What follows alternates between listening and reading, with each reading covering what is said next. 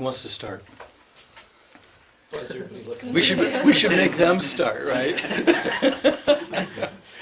Go for it. My name's Jimmy Golub. I've been in agriculture my entire adult life, although I come from a city background, but I bred cows for artificial inseminator for 34 years, as Tom knows. But we have our own farm, and we have an agritourism business. We do school groups and in the fall, and we have families come on weekends, pumpkins and hay rides and that kind of thing. Also do rhubarb sauce that we market as well. And what brought me here, I really didn't understand what this was all about, so I'm retired from breeding cows. I have time, so I came. It was free food, so. It's a prerequisite of focus groups is honesty. It's great.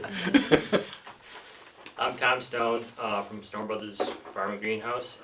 I've been in agriculture my whole life. I worked dairy farm from the time I was in second grade all the way through high school. When I graduated high school, decided that wasn't for me, and my family was looking to diversify.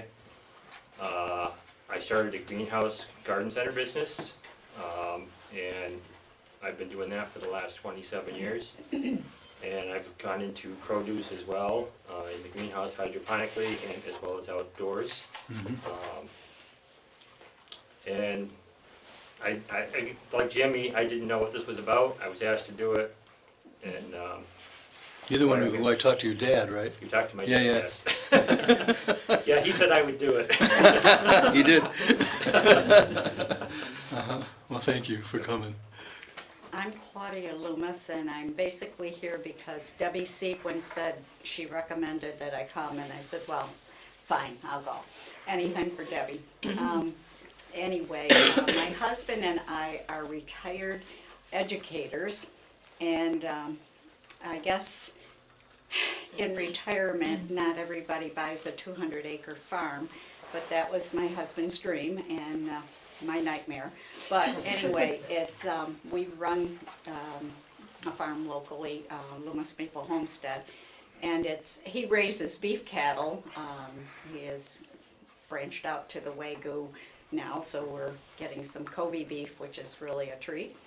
But we're knee-deep in the maple business right now. I'm doing the woods at 245, so Wow. I'm the tractor driver. So. I'm Christy Cranwell, and I guess my ag background, I was born and raised on a farm, but not here in New York. I was raised in Kansas, and we've only lived in New York for 8 years. But currently I'm the director at Nelson Farms, just took that position a few months ago, and so it's a food processing facility and a New York specialty foods retail market facility. But before that, I was in cooperative extension. We do have a small farm just outside of Morrisville here, and we call it a funny farm, but we raise cattle, beef cattle, and race thoroughbred horses, so and raise pigs as well. But my background is definitely a livestock and a grain operation from the Midwest. I'm Wendy Burkhart-Spiegel. My husband and I own Common Thread Farm in Madison. It's a vegetable farm that does CSA and farmers markets. We just bought that farm 2.5 years ago, and we ran a community farm for a nonprofit before that in the Hudson Valley. So I've done a lot of strategic planning with that nonprofit. Yeah. And I've also benefited a lot from Cornell Cooperative Extension over the years, and worked with them also when we worked at the nonprofit on various projects. And so I am willing to help out, and also know that they do great things, and maybe my feedback can help make other great things happen. So that's why I'm here. Thank you. You're last. I'm last. I shouldn't take another bite then, huh? No, you can eat as much as you like. Not right now.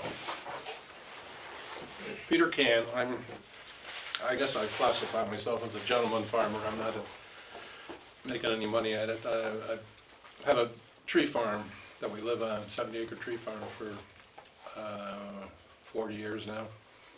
And enjoy working on the farm. We've planted 8,000 trees or so over the years, and they're about 30 foot tall now, so Well, we're going into maturity with the trees in us.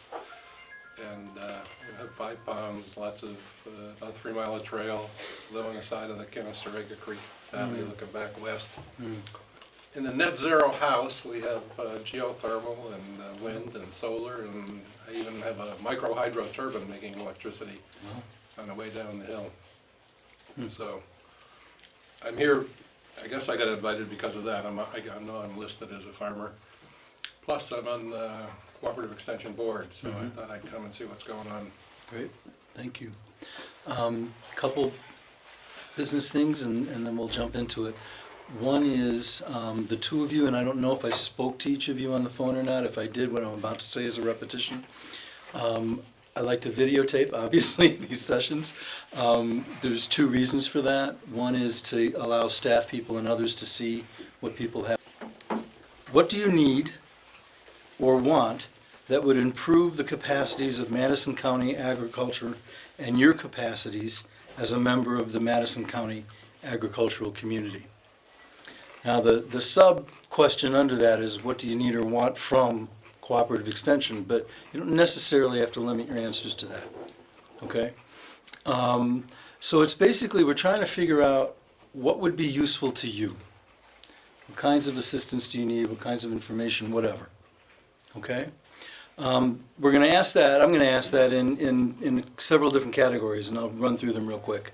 Agricultural production, agricultural business practices and capacities, agricultural markets now into the future, and marketing of agricultural products. And I'll explain a little bit more about each of those as we get to them. So let's start with agricultural production. What kinds of assistance do you need in the area of agricultural production? When we answer these questions, are we just answering for ourselves, or might we be answering for others? Both and, that's an interesting question. Note it if you're talking about somebody else or some category of folks, but either or is fine. What did you have in mind? Oh, it's just that what applies to me may not, I'm very Right. narrow. Well, what would be of assistance to you if you? For production? Yeah. Oh, I suppose soil testing,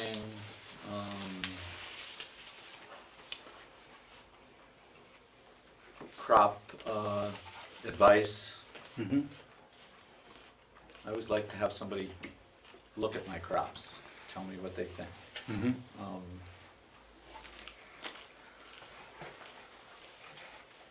don't know, I'm drawing a blank. Yeah, me too.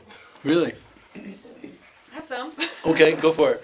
I mean, definitely pest and disease, helps identifying pest and disease. I've had a lot of help from Cooperative Extension from that other places in the past, but it doesn't seem like that's a strong area here currently. But yeah, and then, I mean, I don't know if Cooperative Extension could help, but I've been places where there was assistance with like deer fencing, like sort of grant program type things, like we're having a lot of problems with deer, and we can't really afford deer exclusion. I can help you with that. Oh, really? Okay. Well, I'll talk to you Yeah, afterwards. afterwards. Those are Okay, two that come those are, right to mind. those are, okay. Others? Something's on the tip of your tongue. I'm not sure if it's pertinent to the question, though. Again, it's like Jimmy said, very singular pertaining to our situation, but a couple of things. Woodlot management for the maple. Okay. And website assistance. I don't know if that. And I go along with the grants, as far, grants to further education, because we have school groups as well. Because you have school tours? Yeah, Yeah, throughout the season right, usually. right. Okay. Other thoughts in that area? Well, there's stuff there, but doesn't really relate to production. I don't know if we're gonna cover that later, so. Well, Yeah, it's, kind you of don't the have next to thing I necessarily think. state it in order, go for it. Well, I don't know if I don't know if they can help us with this, but our problem, we do a lot of school groups, and the funding for the schools is just, is really taking a hit. And so we used to get, all the city schools used to come. And because of the busing, it's costing them $10 per child Wow. to bus them to our place. The field trip, doesn't cost half of that. So what has happened is we've become a field trip for rich white kids, and we're missing out on the kids that need it the most in the city. So that's been a problem for us. We've lost a lot of numbers because of that.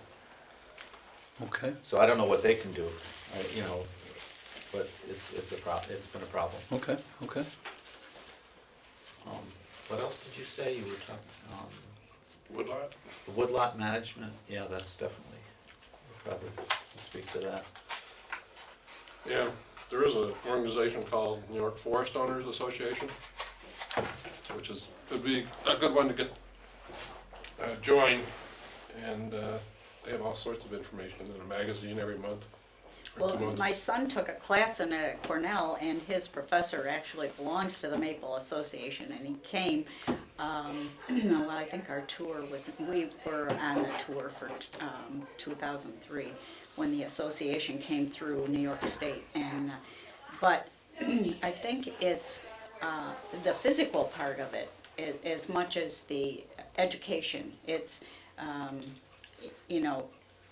hiring people to take care of. We had an unusual situation when the tent caterpillars came through and stripped the leaves off the trees. Then we have one whole set of woods that now has a lot of scrub brush growing up because the light got in there and stuff took over. And so now it's really a challenge just to go, because we have some on buckets. Part of our woods is on pipeline, but Yeah, when you have to gather and you to have to walk through wear this. eye protection because you want to make sure, Yeah. and it's challenging, but we're also reluctant to go ahead and cut a lot of stuff down when you don't know what you're cutting. So given that situation, what would you see, and let's focus on what maybe Cooperative Extension could do, but not necessarily directly, what would you see, what kind of assistance would you expect or hope for from Cooperative Extension in that regard? Well, it would be guidance as to what to cut, how to go, and grant money maybe to proceed. Okay. it's all available. So where would you I mean, direct it there's- through? There's an organization called Master Forest Owners with Cornell Cooperative Extension, and they have volunteers that'll come out, it's like the Master Gardener program and that sort of thing. So you can get information there, you can join NIFOA, and there's a Professor Smallage that does a lot of research on how to improve woodlots and stuff like that, and how to Is- get rid of this stuff. He's at Cornell. Yeah, he's at Cornell. What's his name again? Peter Smallage. But, you'll get to him through NIFOA. He's very active in NIFOA. He writes an article almost every couple of months for the magazine, that sort of thing. But there is a maple operation in the Ardnot Forest, the Cornell Forest, where they do We've experiment. been to the one up in Lake Placid. Have you? Yeah. SUNY, I can't even think of the name of it. yeah. But there's one right there in the Ardnot Forest where they do a lot of research and, have a lot of classes on how to do maple. And there, Stephen Childs has been a great resource for actual maple use and production. He's very good at Cornell. Okay, sure. All the resources are there, it's just a matter of getting to them, I guess, or Right, taking advantage of right, them. right. And cooperative extension here can be a conduit, I guess, but you can also do forest owner organization, and there's a maple organization too. Yeah, the New York State, yeah. The other thing Claudia mentioned was the websites, and that's something that we're actually, I just got an email this week where there is a program that they have money for to help farms with websites. Mhm. But that is something we need help. Who sent that, do you remember? Galena, Galena, I saw, you well, I saw got that? that. You want me to get it? No, it's okay, well, sometime, yeah. Yeah. But It's she- called Galena? there's- No, that's Oh, her, that's the that's her person's first name. name, that's her first name. That's the person's name, She had okay. a kind of weird last name, Uh-huh. I couldn't tell you what it is. Okay, okay. But we could use help with marketing all overall. Right, okay. So I'm gonna return to that, because people have been talking about that, but let me make sure there's nothing else with regard to production that needs to be said. It seems to have been covered? Yeah, I mean, a lot of it is just, you always are trying new things with equipment that you can't afford all of the different things that Right. you could maybe use so that you could be having better conservation methods and so Right. forth. But it's, I'm not sure that Cornell Cooperative Extension is the right place to deal with tillage issues and equipment issues, but How come? I don't know. I've never gone to them for that. I mean, we've got used by NRCS and for consulting for things like that, but I generally haven't seen very much financial help for those types of things either.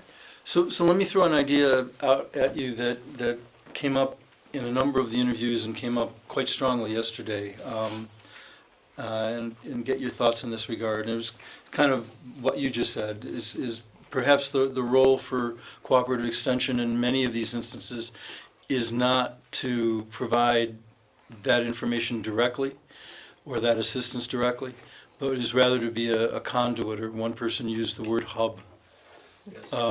for getting that. Is that, I'm seeing nods, is that resonates? Yes, I mean, I talked to Marie and Catherine about them being like an in-between to get people that are actually interested in the business for hiring purposes. Mhm. I mean, I'm hiring high school kids and college kids that have no interest in the business itself, so I find myself teaching all the time versus, having help that's reliable year to year. So corporate extension could be like a go-between, from the colleges or whatever, to get in contact with people that are looking for Right, people. right. Other thoughts of that kind, of how it might work? When I was in extension, that's just how I viewed my job. I was not extremely knowledgeable in any one area, but I knew people who were. Right, And that's Right. your job, is to make those connections. right. I mean, that's what I've been hearing, and again, I'll get your response to this, is that side by side with what you just said, is the thought that you can get some of that information by sitting in this room and you just got the names of some folks, right? Or you could do your own Google searches, et cetera, but all of that takes time. And the question then becomes, would it be useful for that to be concentrated at cooperative extension, that whatever the question is regarding agriculture, people would feel confident that they could come to cooperative extension and find out who knows, and not have to do the research themselves or join the association themselves or whatever. And is that an attractive idea? Is that a waste of time? How does that resonate? You mean if you have a question about a crop, for example, Mm-hmm. you've got some fungus on your pumpkins and you want to know what's going on, Mm-hmm. you contact your cooperative extension agent, and then he or she can get you to the plant disease person or the, The resource that you need. yes, That's what's being suggested, yeah. yeah. And that makes sense to you, That or? makes a lot of Yes. sense to me, yeah. Yeah, Because I don't expect my agent to have all the answers. Right, Be an expert in all areas. Yeah. right. I mean, it seems like a simple idea, but when you start thinking through it of how to, like you just named something that I don't think, unless somebody named it out there like yourself, it wouldn't necessarily occur to folks to say, we need a list of young people who are interested in agriculture Right. as potential employees. That's a very specific kind of information body that we need to know. That's something you need. So if it's going to be, if one of the main functions will be that kind of clearinghouse, both in terms of connect to the experts, but also in terms of connect to the information that's focused on whatever, that's an undertaking. That's not a small thing to accomplish. No, but I could see a huge need for that. I mean, I'm on the other end of having 5 kids, of which are starting to look for jobs. And so and they're all with agriculture backgrounds, but all they're doing is going mouth to mouth, just listen and searching for jobs. If there was a hub for that, that would be really neat. They could put their name in. And Tom could use what I read about just recently in San Francisco. This woman is making a huge success of her business because instead of getting the transient people who aren't interested in the business, she's hiring and paying more for the people who want to do this for life. Right. Or, and it's very successful. Okay. So I'm hearing general support of that notion. Okay. I think another aspect of the employment would be to, get these kids while they're in school or before they go to school for internships. That's part of what I was talking to them about, looking for Channel. people that want to do internships or apprenticeships or in possible future employment, Uh-huh. To lead You've to. tried them out, when they're students, they're good workers and they've worked on your place and know they like that kind of work when they graduate, so it's kind of a natural instead of. Let's talk about that for a minute. That's come up a number of times as well. This notion, partly of one of the ways it came up is the potential of internships, but more generally of connecting young people to the agricultural community in reasonable ways and helping to kind of grease the skids in that regard. Is that, the first question is, do you see that as a need? Second question is related, is that something Cooperative Extension ought to be doing? And probably maybe the most important question is, how then? What ideas would you have if you do think it should be involved for pulling off something like that? Well, Morrisville College would be a That's great right. connection. Right, they're right here. Hello? I got Morrisville College, you got Colgate right next to us. Mhm. Casnovia. So to partner with those colleges Yes. about that. Has that ever been done here? I don't know.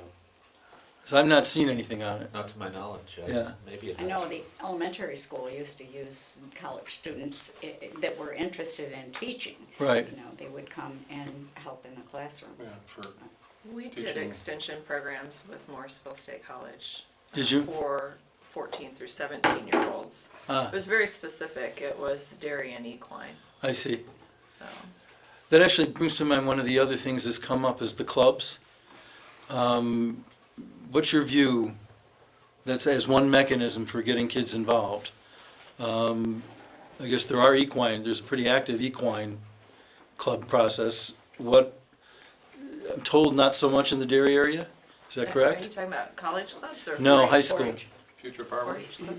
Or FFA? FFA, Yeah, FFA, but also just clubs there's clubs sponsored out of here or with volunteers or associated with here in some sense. Well, even with 4-H, I mean, it's, at least here, from what I see, is more horse-related Yeah, or dairy-related, but not, they've gone away with everything else, the plants and the vegetables.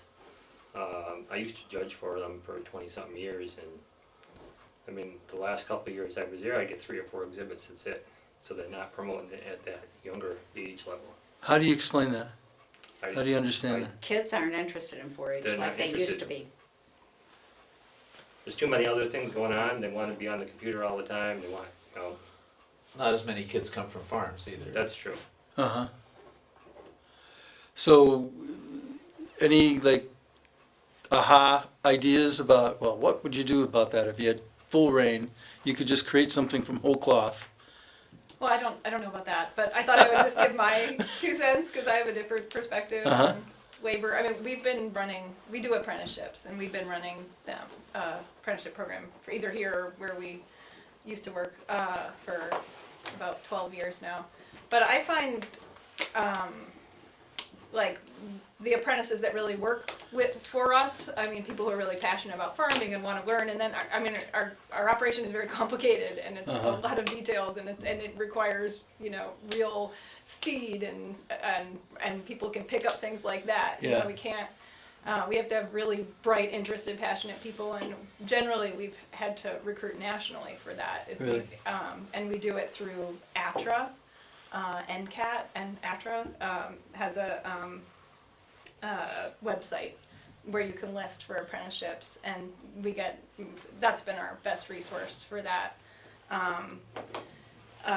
And there are some other places to list around. I found, like, we've worked more with, like, college students or high school students, just as volunteer groups mostly. Right, like, we'll right. bring a class out, Right. and I don't think we could afford to pay them generally, most of them, Right. because they're just not, they're not motivated, they're not that interested. I mean, some are, and sometimes we have hired some of those folks, but mostly we, haven't relied upon the You local still population. doing those things nonetheless? You still have those groups out, classes or whatnot? Yeah, I mean, we're right next to Colgate, so Uh-huh. Colgate will send some volunteers out sometimes, because they're looking for an activity, and Right. we're right there, so they come out for a day. Or actually, we had a class that does a internship, so a couple hours a week with us in the fall.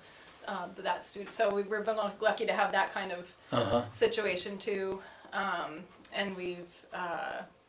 Sometimes it's just tours. People come out for tours. Right, Maybe they'll do right. an hour of Right. something, but it's often more work to lead them That- in the activity than any work that you would get out of it. Your time is, Right.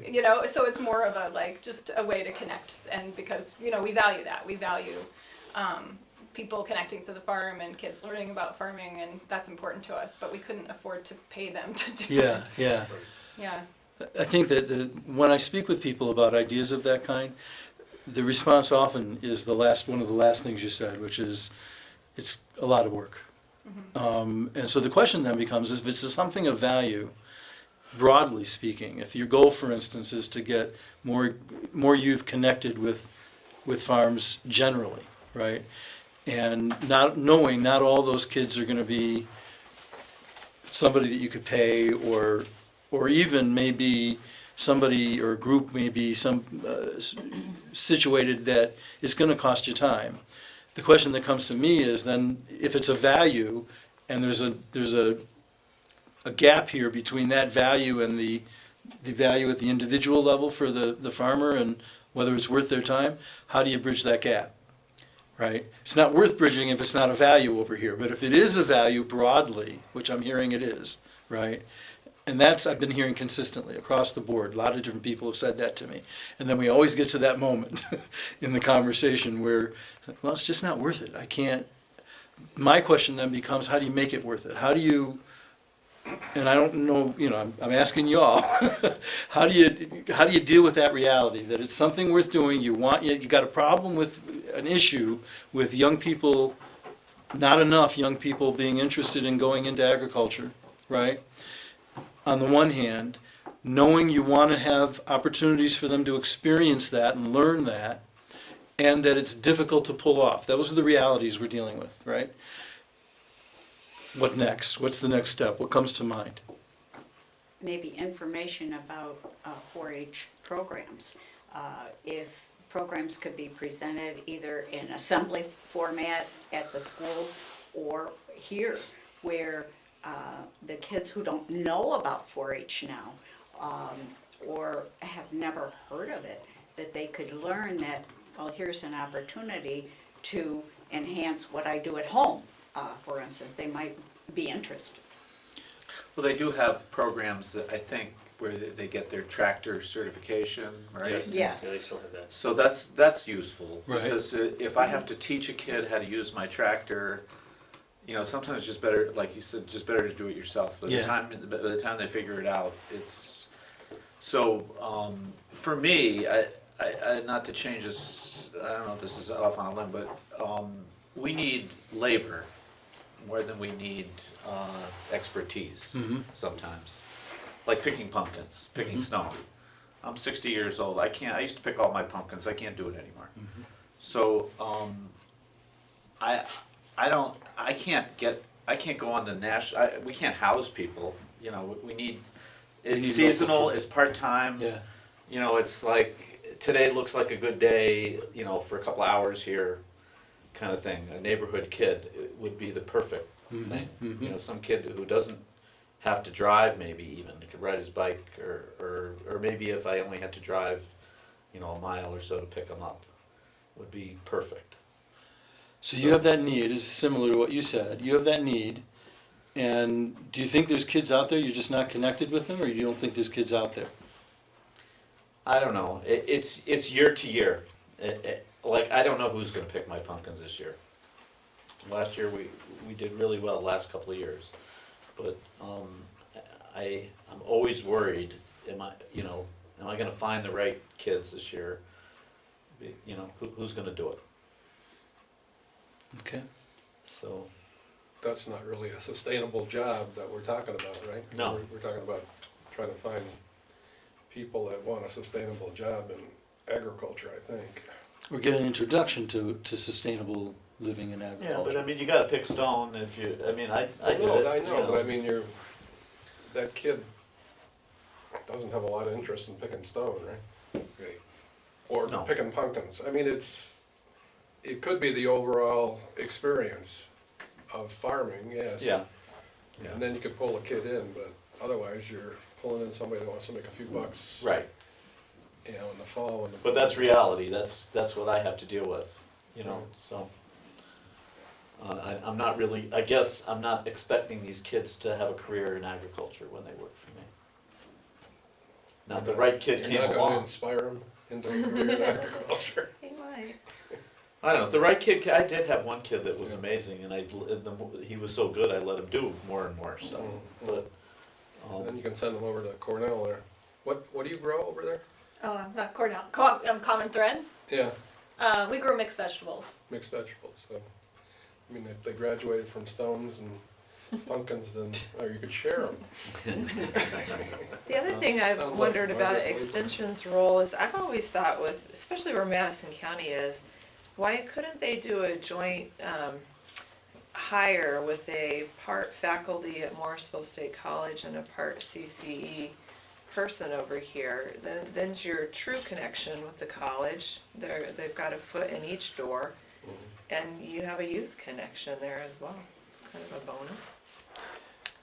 So the suggestion, if I'm hearing right, is specifically do that joint hire, but what I'm then hearing is create a structure by Yeah. so doing that you would have, a pool like a. you would have the right things coming into play because of how you structured that hire. Right, Okay. and I think more access to expertise, I'm not even sure, and I might be misspeaking here, but how the CCE staff here knows the faculty over there and their expertises, and are they using them? I mean, sometimes we struggled with using Cornell faculty's expertise, we didn't even know all of Right, them, right. and we worked for them when Right. we were with Cornell Cooperative Extension, so it's, it's, In the end, this is gonna come down to where are the priorities? Because you start with, and I've been hearing this consistently, you start with limited staffing, right? And a big plate of things to do.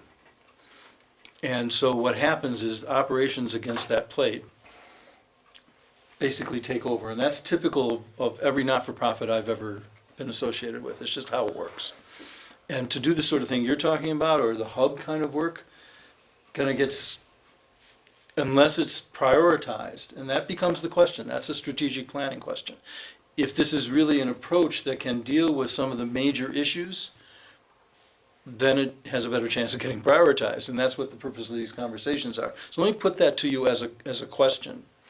You mentioned the possibility of connecting with Morrisville in terms of a hire, and creating a structure around that is the way I characterizing that. And we talked about creating a hub with regard to sharing information, and develop, sharing expertise, being able to lead people to expertise, and also identifying and having a body of information that wouldn't exist unless there's some effort put into it, like who's available for working on farms and really wants to do that, et cetera, et cetera. And you would have to brainstorm what those things are if you're gonna follow this tact, right? How important is that? How central to the work of cooperative extension should that kind of endeavor be? I mean, I'm aware that, I mean, there is a limitation of funding. I mean, I feel like Cooperative Extension used to do a lot more than they do now, in my experience, because there's just so much funding is gone. Right. So, I mean, in my head, Cooperative Extension in the past has been really useful with connecting to experts at Cornell who can help with soil issues and pest issues.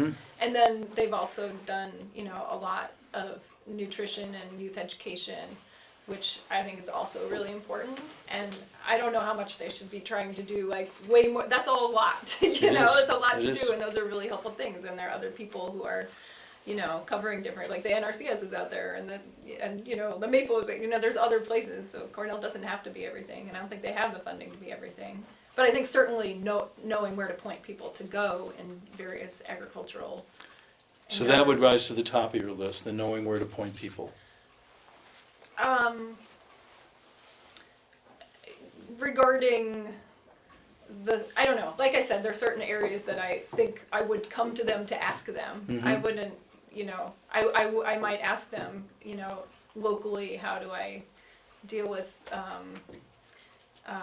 yeah, like about the pest and disease, or the business economic kinds of things too, the connections, nutrition, like other organizations that might be interested in nutrition, or you know, those kinds of questions I would ask them. I wouldn't ask them every question. What wouldn't you ask them? Well, I mean, I'm an organic farmer, so I go to sort of more. I haven't found Cornell to. I mean, Cornell is starting to be more useful in terms of their paying attention to organic farmers' needs too. But there are other resources out there for organic farmers too, and yeah, like labor. I wouldn't think of it for labor, or yeah, like equipment. I wouldn't think of it like for equipment issues so much. But yeah, I sort of listed the things that Okay, I think of them as being, especially okay, having resources in those areas. okay, okay. Other thoughts along these lines? The other thing I think Extension needs to consider, and it's happening in many other states, is regionalizing. I mean, one county can't be everything, but multiple counties together can. As far as having a crop specialist or, you know, different areas of expertise. I think it's, with funding issues, I think that's probably down the pike no matter whether they want it or not. So in some cases, I feel like they should embrace it and form their own regions rather than be mandated at some point. Yeah, and I mean, there isn't a vegetable specialist in this county, but it would be great to have one, and it wouldn't need to be just for this county, it would be great to have one for the region, yeah. Okay. I still have the concern about 4-H as an organization. I guess, you know, when your kids go through it and benefit from it, you value it. And maybe it's time to say goodbye, but when you're talking about resources, your youth is a pretty reliable resource because it will grow and seems to multiply, but I don't know if there are people to take that over. I mean, it's always finding the volunteers. I don't care what you're in, whether it's the church or Cooperative Extension, looking for a leader for 4-H. I don't know how you target that. You certainly can't pay people, but you know, I do think there should be a focus on not letting 4-H go, because. So let me play devil's advocate here for a little bit. that it's difficult to recruit volunteers for things like 4-H. And it's not just 4-H. Comes up a lot. People talk about that a lot. And that's the experience. It's not just around here, it's, you know, nationally and probably internationally, but certainly nationally. That you can't afford to hire people instead is stated also a lot. I'm not personally real fond of quandaries that are unsolvable. And that sounds like a quandary that's unsolvable. So how do you step out of that one? What ideas might you think of to, what do you do with that? So it's hard to get volunteers. The model has always been volunteers. The presumption is that you can't hire because it's hard to even hire enough staff for other things. Where do you go with that? Well, in the past, I came to Cooperative Extension for a lot of classes, and there haven't been those in years. I mean, it could have been sewing, canning, cooking, and those things are long gone. And, okay, so it wasn't an organized group, but I would attend those if, you know, we would get a bulletin monthly, and, okay, this is available and that is, and it was very helpful to me along the way as a, you know, working homemaker. And those classes were done by volunteers or by? No, they were staff. They were staff here as Yeah. opposed to staff or people If brought they in? weren't full-time staff, they were specialized in their areas. Mm-hmm. Again, it might be sewing and so forth. Other thoughts about that? Where do you go with this kind of perennial, for the last at least decade, and it's probably quite a lot longer than that, of the decline in the hours available from volunteers and the simultaneous decline of programming, whether it's that kind of programming or specifically programming for youth? What do you do with it? Take a look in the mirror. Say it again? Take a look in the mirror. And, See if you're doing all you could do for it. I mean, you could start and be part of it or bring other people into it, but if you're not willing to, then others aren't either. I think some of it is looking for good partnerships. You know, there are companies out there, I'm thinking of Rome Labs, for instance, that require their employees to do community work. And if 4-H staff or others could find those people, they're open partners in teaching things. For instance, Nelson Farms is doing a food preservation series. It's something probably you'd normally see come out of your extension office, things like this. But I think there's opportunities to partner up with other people and do some of those things. So you can beat your head against the wall trying to find volunteers, but first you look in the mirror and then you go pound the pavement. other thoughts? What do people think of that idea of trying to address this through I just think things have partnerships? changed since, and it's unfortunate, but I don't Yeah. think we get our, if we want to look up a recipe now, we don't look in a cookbook anymore. Right. And if we want a class on something, we might go to a YouTube video instead of going, unfortunately, that's the way it is. Or fortunately, Or fortunately, because you got the whole world. to Yeah, pull from. but you miss out on that socialization and the interaction. But Get over it. And hands-on. that's just the way it is. So, I'm under the impression 4-H is fairly strong here, but maybe. In the horse and dairy Yeah, that's what I programs say. it So- is, Yeah. There's the spark, but the not, horse people. not in horticulture or, Right, because horticulture is not making the emphasis on horticulture that the horse people are. So the horse people have run away with 4-H. They put the energy in it. Or the politics. Well, I mean, what's interface between people and stuff like that if it isn't politics? You know, it's personalities and where the grease goes, I guess.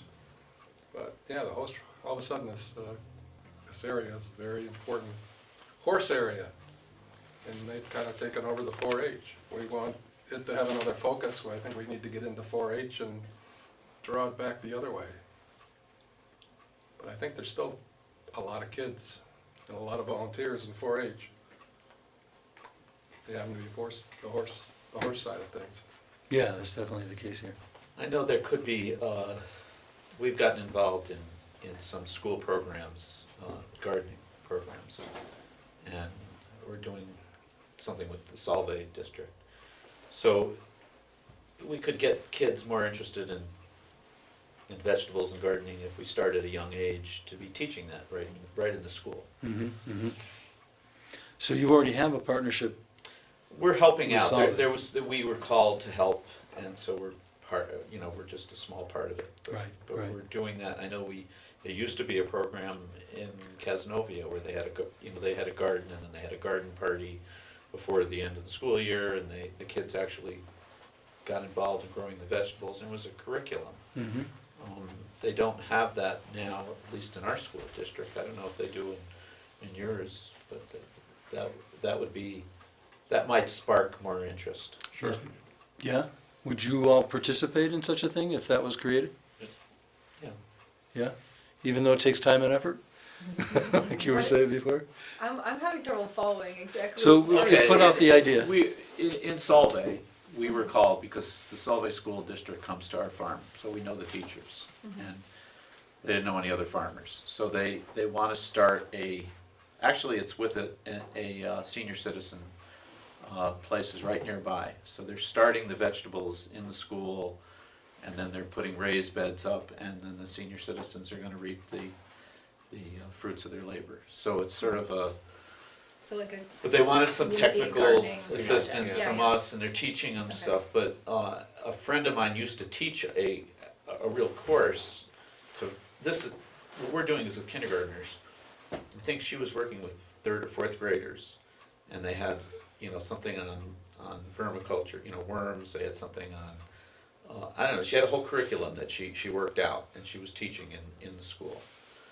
And it really got the kids charged up about watching. I mean, it did when I was that age to watch things grow. That's sort of what got me involved. So, Yeah, no, and I mean, I'm very interested in helping to connect with. So you would take part in that, even though it means extra effort, obviously. Right, right. I mean, I'm having a little trouble with the whole conversation about youth though, in terms of like, am I in my parent hat? Do I have my farmer hat? Do I have my corporate, like, am I thinking from the point of view of corporate extension and what they want to be doing with their 4-H programs? And, like, there's a lot of different perspectives. Right. So, I mean, as a parent and as a citizen, then of course I want youth to have connection to farms and learn these things. As a farmer, that's not like of a lot of economic benefit to me unless you're thinking of it as like cultivating future farmers, which it might to a small percentage, or to make kids value. It's like a bigger, broader thing, which but it's much more a value thing than it wouldn't be an economic decision to take part in something like that. It would be a values thing and something you think is important to do. I mean, I think it'd be even more important for kids in the city Yeah. that don't have any exposure Yeah. to this kind of thing, to, don't understand where their food comes from. Yeah, where I used to work was in Poughkeepsie, New York. Okay. It was a nonprofit community farm, and that was a big focus for us. Okay, so you know what I'm and basically we were a nonprofit, so we could write grants to get funding to bus the kids the 2 miles down the road to come to the farm, and that was a big thing. And that could be a really useful. I mean, if Cooperative Extension is looking for a way to get kids connected to farms and to agriculture, maybe relying on volunteers to do a 4-H group is not the only way. Maybe there could be some grant writing to make some funding available to bring kids to farms. Maybe that's another approach. Certainly. Or have it there at the school.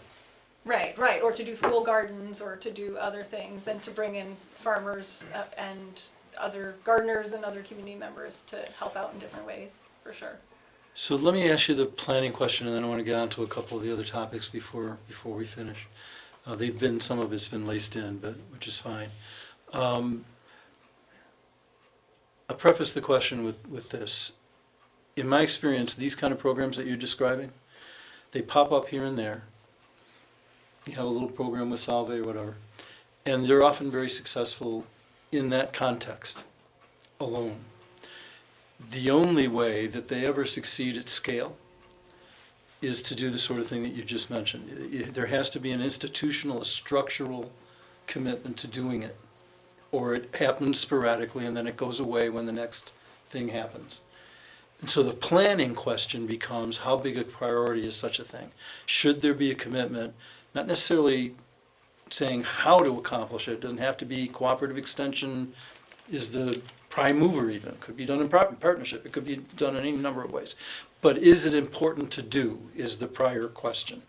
Is it important enough to do to institutionalize it? If it is, then you figure out how to institutionalize it, right? But it's wishful thinking to think that you can't, that you're gonna get result without institutionalizing the thing that you wanna have happen. That never happens. So that's my question to you. Is what you've just been talking about, that sort of idea, important enough to try to make happen at an institutional level? I think so. On a state level, I think would be great. They do it, they're doing it in New York City in some school districts, I think. Well, Michelle Obama has done it. Yep, there might actually be money. Well, nationally, sure, but I would. But, you know, how high a priority? Is this, you know, compared to anything else the cooperative extension could at least be involved with? Not necessarily take primary responsibility for it, but be involved with. Where does it stand on your priority list? You know, if you were to have a 1 to 10 scale, just to give me a sense. Is this a 5? Is this a 4? Is this a 8, 9, 10? Where is this? I think it's really important that cooperative extension is connecting to youth and connecting youth to agriculture in different ways. I don't know what the best ways are. Right, but generally, yeah, the getting I it think done it is somehow important. is important, I think so. okay? And you're, I see it from the teacher's standpoint, that it isn't something that you can impose upon them, like another curriculum. What goes out the window in place of that? Are they going to give teachers time to develop whatever is needed or whatever is wanted? Because been there, done that. You just get new stuff, Yeah. whether it started with Just Say No and Nancy Reagan or whatever, yeah, that would be one of the challenges, yeah. no question. If you institutionalize. Right. Now, if you have an outside group that comes in and works with kids and parents after school, you know, great. I think a lot of people would be receptive to that. And a lot of teachers would participate if they did not have to plan and invest in it and add it on, because most things are add-ons. Well, see, you're coming from the Yeah. point of view, the reality. I'm not That's the an trenches. educator, so I don't. Yeah. And this is what came up with Salve, is that they have to, they have, even in kindergarten, they have so much stuff that they have to cover. But, just from an idealistic point, I would say it's a high priority, but I don't know, you know, I don't understand all the nuances, you know. But I think that obviously it is a high priority. I mean, if you think about Michelle Obama, for instance, making that a focus, it's awesome. Well, you can't figure out how until you figure out what, so.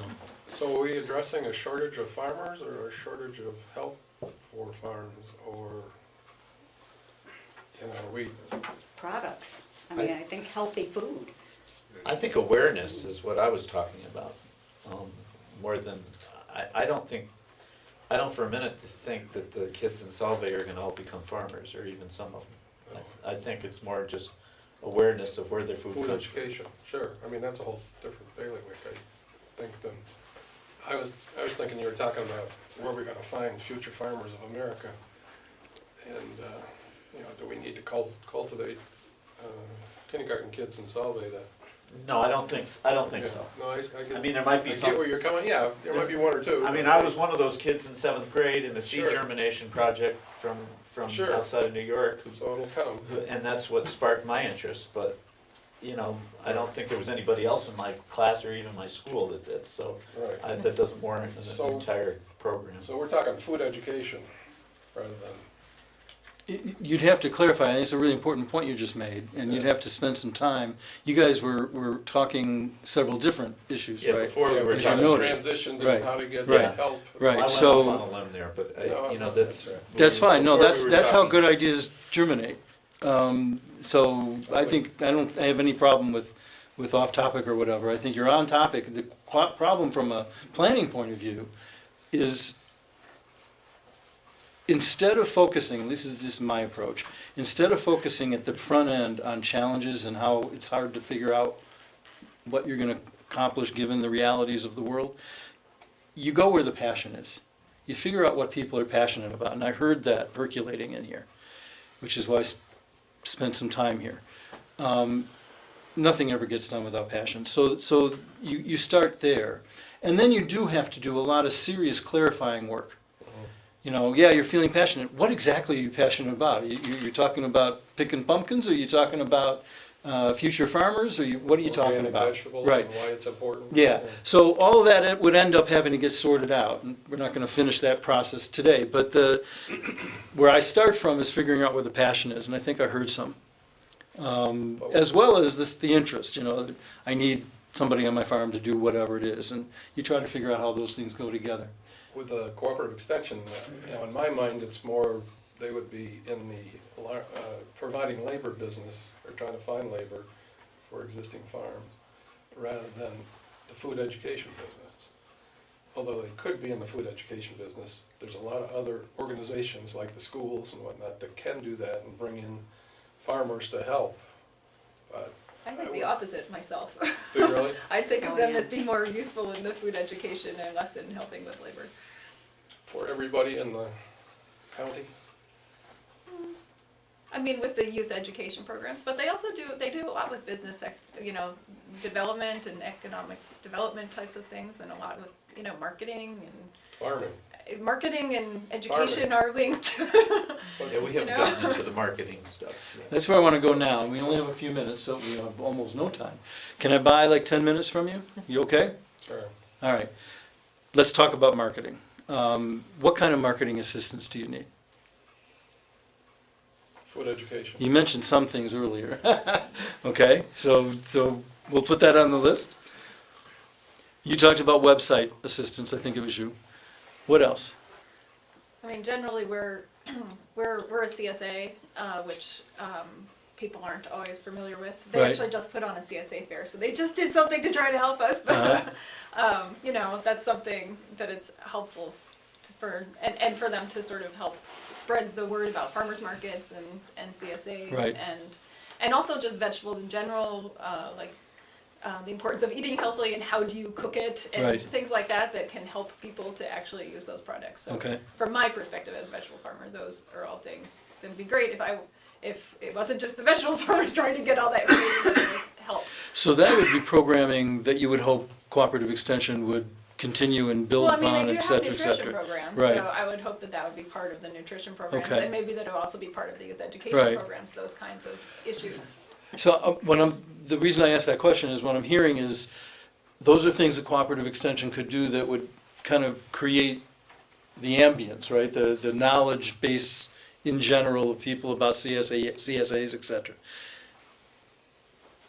The other side of that equation is, do you need any specific help for your marketing, as opposed to the generic kind of public relations stuff and education stuff? I mean, I did sit down with there's I forget what their title is, but does anyone remember what's the title of, now I'm gonna forget her name. Kate? It used to be Beth, and now it's, Oh, agricultural development. yes, that position. I sat down Right. with Beth, who was in that position when I first moved to the area, and she gave me a whole packet and oriented me to resources, and that was very helpful. Okay.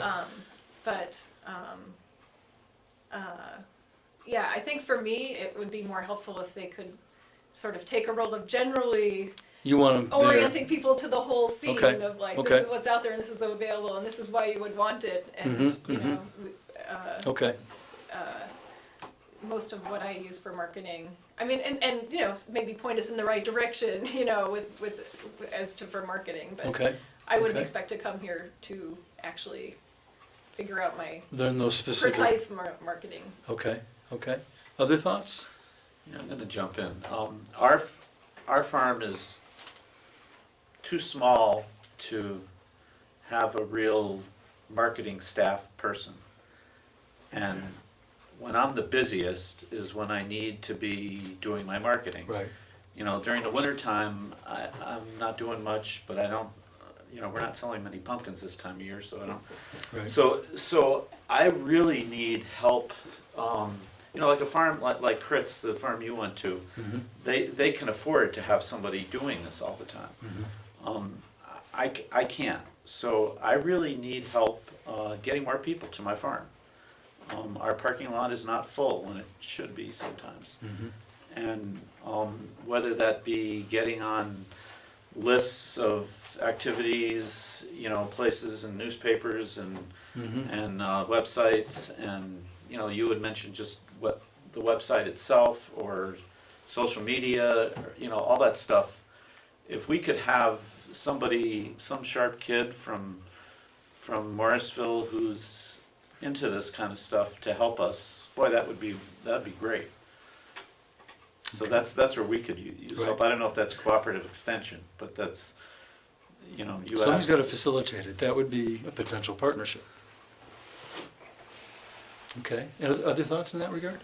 Nelson Farm, at one point, was gonna be a distributor of, like, vegetables and stuff like that. They'd take a big order and then pull from a number of farms and fill that order. Is that- Yep, they do distribute to certain products of customer or clients that have signed an agreement to distribute along to the throughways and the Taste New York places throughout. Now, I think what you're talking about might be a little different. I think he's than talking what- fresh vegetables. and you're Yeah, talking that's about- what, I don't know if I mean, they don't do that currently. Yeah. They might have had Would a that be plan a to at one benefit? point. There was an organization here that, I don't know, it started up, it wasn't successful. Bounty, Yeah, Madison yeah, County, somebody. yeah. Oh, they're still going, aren't they? They No, well, not locally anyways. No. We've been working with Farm Shed, which How about is doing Side that Hill? right now. just Side Hill Farms, yes, yeah. Well, Farm Shed is they keep changing the name. working with local farms. That's not Side Hill though, is it? No. It's He told me it was. So no, it's educate like me on Farm this one. Shed. What's the concept? What, aside from the specifics of which one's which, Just- what do they do? They, well, what Farm Shed None of the does, small farms could fill a big order, or not many. So this organization takes the big order in and then goes and gives orders to farms until they got enough of that to Okay. fill the big order, I guess. So you go online and if you're, They do the you marketing. say I want 5 cucumbers Right. and 3 pumpkins and somebody else wants eggs and chicken or whatever, and then they pick it all up and then they distribute it. That was the idea, but it didn't really work out, so. Not the Bounty one. But not the Bounty, no. Okay. All right. So So this intermediate would do all the marketing and stuff like that, the Right. sales, take care of that. Right. And the farmers kinda can take care of the growing. So the planning question is it worth investigating whether a function like that, whether it's through exactly how Bounty did it or not, is another question, but is that a function, kind of cooperative marketing function is what I'm hearing? Is that something that you could use? Not for me, but No? it might be for others. No. and we already have a group we're working with for that, So you're already set with that? they're already struggling to make it work. Yeah, It's yeah. a hard thing to Yeah. pull up. Okay, last question, business practices. What assistance do you need, if any, with business practices? Just name them for me. What could you use help with? We already mentioned marketing. Yes. That's business. So, that's right, so marketing we're clear on. What else? Any other business, there was a QuickBooks course recently. I think Is that that the kind sort of is thing you need? useful. Yeah. Yeah? That kind of thing is useful. What else would you need? Name a few if you can What about think a of buying them. co-op? Can you save money on buying seed and fertilizer? Or you don't use fertilizer, but Well, we do, it's just organic. buying in quantity. Sorry, now I'm forgetting what I was just gonna say. What did you just ask? The question is what, I mean, buying co-op would be more an Holistic operations management. thing. That's an interesting Holistic idea. management is something we've been Holistic wanting to take management. for a long time, and we Okay. just haven't gotten to it. If it What was is that? local, I we'd don't even make know it. what that means. It's like a Winter. system of like whole farm thinking, of trying to step back. It's kind of strategic planning for your farm. Yeah, I see. I think that would be a really useful thing. okay. But And things looking like at that, the those feedback kinds loops of within the farming courses that environment. could be helpful for farmers to Okay, read all right. different systems. Anything else? That's a real 7 specific habits of a thing. successful farmer. What's that? The 7 habits of a successful farmer. So you're trying to figure out what's gonna make you successful, right? Okay. All right, there's obviously a bunch of ground we didn't cover. I think you got some depth on where you did cover, and I got a sense from you. Any thoughts or questions you want to finish with?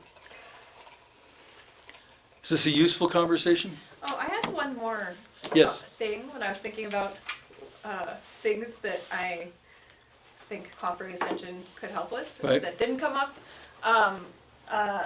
We try to increase like food access in any way that we can on our farm. You know, people can't always afford to buy local or buy organic, and you know we have different methods that we try to make that easier.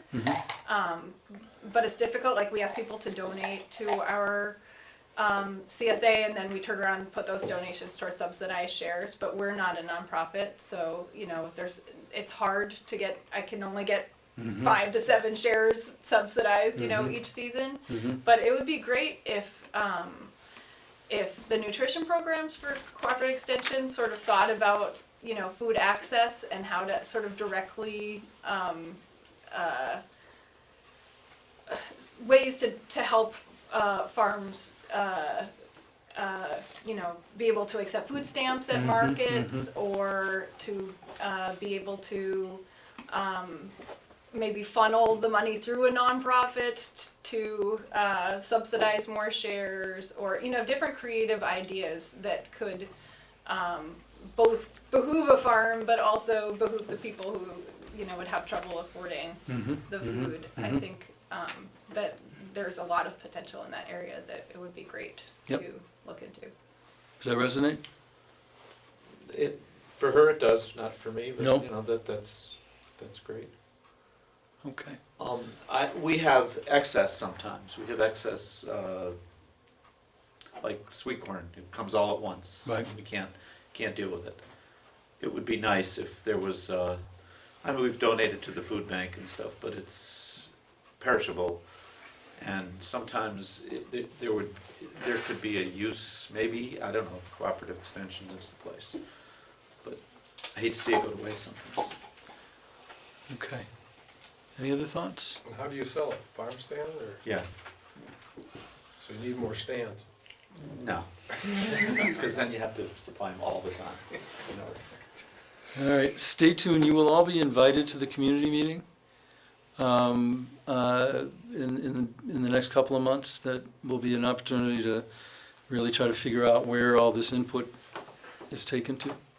And there'll be information available to you. You'll, among other things, be able to see synopses of what happened here and what's happening at all the other focus groups. So we'll make sure you stay informed about all that. Thank you very, very much. Feel free to eat more.